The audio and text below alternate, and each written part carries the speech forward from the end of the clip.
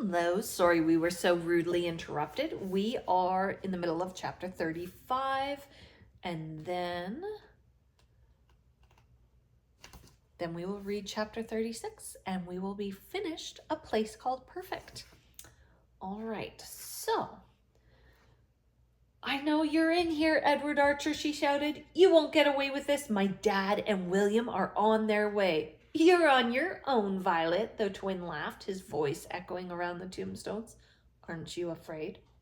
Something moved behind her. Quickly she turned and raced after the figure. Edward cut through the tightly packed graves. In her haste she tripped and fell onto the path, bloodying her palms. He stopped and turned, a shadow in the night. What's wrong, Violet? He mocked, moving towards her. Suddenly her dad's voice carried on the air. Violet, Violet, where are you? He was at the graveyard wall. Seems like you're saved this time, Violet, Edward sneered, but we will meet again. A strange sound like stone crunching over stone filled the space. Violet picked herself up and raced to where Edward had stood moments before, but he had vanished behind a tombstone. She checked nearby but saw nothing. Where could he have gone? The tomb where he'd last stood was covered in thick moss. She scraped it away to read the inscription, but the text was too damaged by time to make any sense. Violet, why did you run off? Don't do that to me again, her father panted, reaching her side. Sorry, Dad, she stammered, looking up at him. It's just I wanted to catch Edward Archer. He can't get away with what he did to Boy. He's gone, though, Dad. He's disappeared. I know, Violet, her father soothed, pulling her up into his arms. Don't worry, we will track him down. Those archers are not as clever as they think. As for your friend Boy, he's going to be fine. Boy's alive? And kicking, her father laughed. Macula dropping that book on Edward's head caused him to misfire. Your friend just knocked himself out in the fall, saving you. Happiness, relief, and exhaustion flooded Violet's body. She buried her head deep into her father's shoulder and cried, not for sad things, but for Boy. Her best friend was going to be okay. Macula was tending to Boy on the soggy grass when they reached them. Violet ran over and hugged her friend. What's that for? Boy smiled groggily. For you being alive. I told you before, it'll take a lot more to kill me, he joked. I'm a no-man's lander, you know. Her father bent down and helped Boy up from the ground. He was too hazy to walk unaided. Come on, Eugene smiled. Let's go home. A piece of paper lay on the lawn where Boy had been. It must have slipped from his pocket in the fall. Violet picked it up and read the short message. So you'll never be invisible. Suddenly, she knew what had been familiar about the note, the beautiful handwriting. She'd seen it before in Macula's room, the letter on her desk. Holding the prized paper gently in her grasp, she ran to catch the others. I think this is yours, Violet said, tugging on Macula Archer's sleeve. You gave it to a friend of mine a long time ago. Oh, thank you, she said, a little puzzled. Macula opened the note to read it just as someone called her name in the distance. A figure was standing shadowed at the entrance to the ghost estate. Macula! William cried again, his voice shaky. Macula stopped dead in the road. Violet almost walked into the back of her. Macula's hands cupped her mouth, and she gasped, trembling slightly on the spot. William raced along the tarmac, and on reaching her, wrapped Macula in his arms as she struggled to stand. Moments later, she grabbed his face. It's you! It's really you! She repeated over and over again, as if the words were only true if she said them 1,000,000 times. Violet was watching the pair in silence when she noticed her dad beckoning to her. Leave them be, Violet, Eugene said gently. She tiptoed round the couple and took Boy's other shoulder. The three hobbled together out of the estate towards the bridge into no man's land. Dad, she said, looking up. Yes, pet. Ma'am will be okay, too. I know, pet, her dad said, a quiver in his tone. Everyone waited eagerly in Iris Archer's house for a war-worn William to fix the Reimaginator. Violet was sitting beside her dad, holding tightly to his hand, while he used the other one to shovel Iris's homemade stew into his mouth. Violet had never seen him eat so much before, though she'd never seen him so skinny before either. Her other hand was wrapped around Boy's. He was still a little shaken after the fall. Macula took up a seat beside him, her eyes red-rimmed. Violet looked away, pretending to be engrossed in a conversation Iris was having with Madeline. I believe this is your note, Macula said, passing it across to Boy. I remember the day so vividly, forming each and every letter, knowing that this was all you'd have of me. I'm your mother, boy. Boy's grip tightened on Violet's hand. She looked over, trying to read his expression. He was silent, his dark eyes large on his pale face. I am so proud of you, boy. You've turned into everything I've ever dreamed. But you gave me away, he stuttered, gripping Violet's hand tighter. Macula dropped her head, and Violet could see she was crying. The twins told me your father, William, was dead. I thought they'd killed him. They hated him, you see. I had just discovered I was pregnant, and I knew if the brothers found out I was carrying William's child, they'd kill you too. After William's disappearance, and not in my right senses, I started to drink the twins' tea and wear the rose-tinted specs. It was easier to play a part in their world than to resist. Resisting made me think of William, and it was too much for me to bear.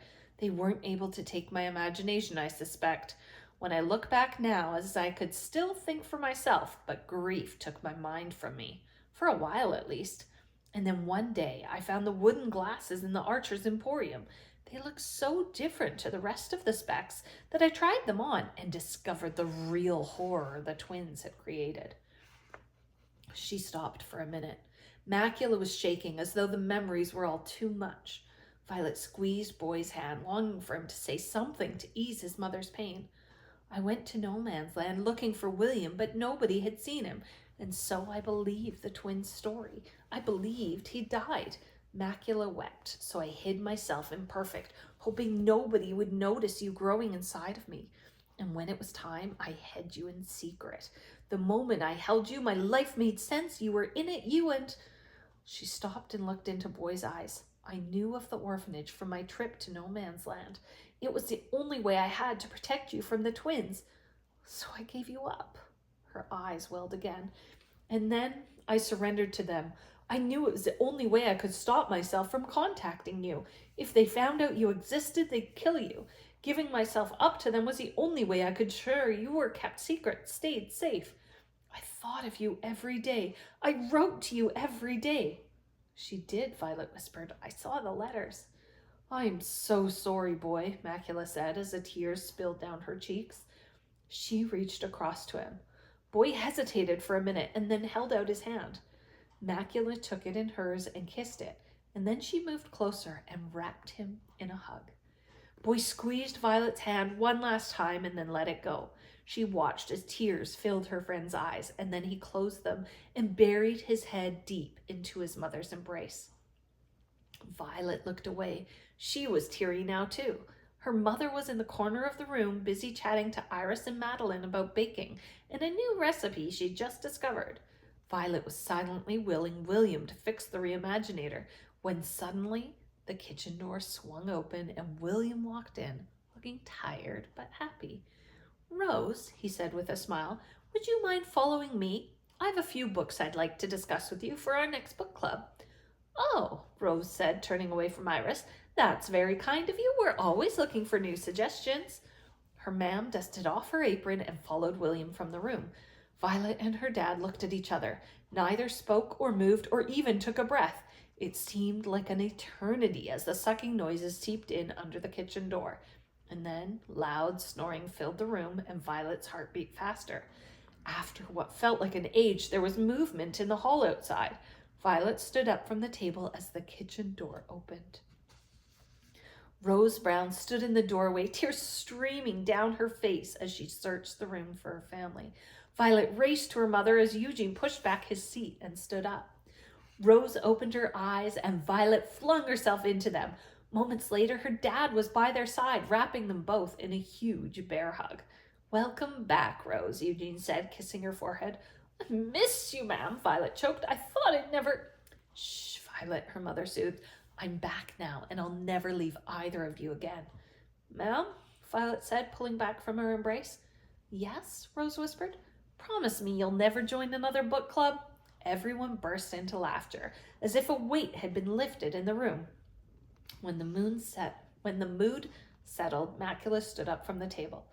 William, she said, still holding firm to Boy's hand, I've someone I'd like you to meet. He looked at Macula and then down at Boy. Violet watched as her friend blushed and pushed himself up from the table to stand beside his mother. A sharp cry filled the room. "I knew it! I felt it in my bones!" Iris exclaimed, looking from Boy to William and back again. "Boy is our son," Macula whispered. William steadied himself against the table and then took 2 strides and wrapped his family in a huge embrace. After a few moments, Iris shuffled across the room and put her hand on William's shoulder. "Do you mind if I join in?" she smiled, poking her head into the reunion. "I've waited a long time to give my grandson a squeeze." Chapter 36, Our Town. Boy and Violet sprinted down Edward Street past the newly planted flower beds. They were late. "Did you hear George is on trial this week?" Boy panted. "What'll happen to him?" Violet asked. "He'll probably be sentenced with Fists and Bungalow and the rest of the watchers." Boy smiled. "At least we won't need to worry about them turning up again, unlike Edward. I wish we knew what happened to him. Sometimes I have nightmares that he will come back." Violet shivered. "They'll find him, Violet," Boy reassured. "Anyway, he'll never dare sneak back with those watching out for him," he said, pointing to the newly erected beds of eye plants. "Ugh," Violet shuddered. "I still think they're creepy." "Those creepy eyes are keeping you safe, Violet," Boy smirked. "Anyway, you have to admit it was a pretty ingenious idea of William's. I mean, Dad's, to connect them to a surveillance system. Now Edward will never get back into town without being spotted." "Oh, my dad is so amazing," Violet teased. "I still can't get used to the thought of you having parents." "Imagine how I feel," Boy joked. "I mean, it is kind of cool though," he said, his tone a little more serious. "I can see now why you were so worried about your parents, Violet. It's nice having them around." "Wait until they give out to you for not doing your homework. We'll see who loves who then." Violet laughed, sprinting ahead down Rag Lane. Everyone was tightly packed near the gateway into No Man's Land when the pair arrived and they had to push their way through to get to the front. Iris scolded them for being late while Macula laughed and pulled Boy into a bear hug, kissing his forehead. Her friend blushed and Violet had to stop herself from laughing. There was a small red velvet curtain on the wall near the gateway, and William Archer's hand rested on its woven gold cord as he finished his speech. He was a hero since he'd saved the town and couldn't walk down the street without being stopped.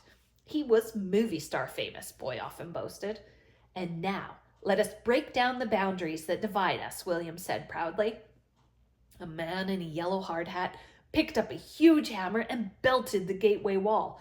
Violet held her ears and watched as a hole formed in the stone big enough to see through into No Man's Land. The crowd cheered in celebration. And welcome a new future where everyone is valued not just for what we have in common, but for what makes us different. Let us build a society that appreciates opinion, is open to discussion, and values each and every citizen just as they are. There's a great and fierce beauty in our imperfection. He smiled, pulling tight on the cord.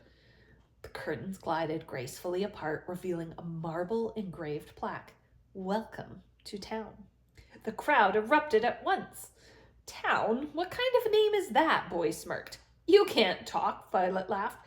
"And anyway, it's not just any town, Boy. It's our town." The end. Bye-bye.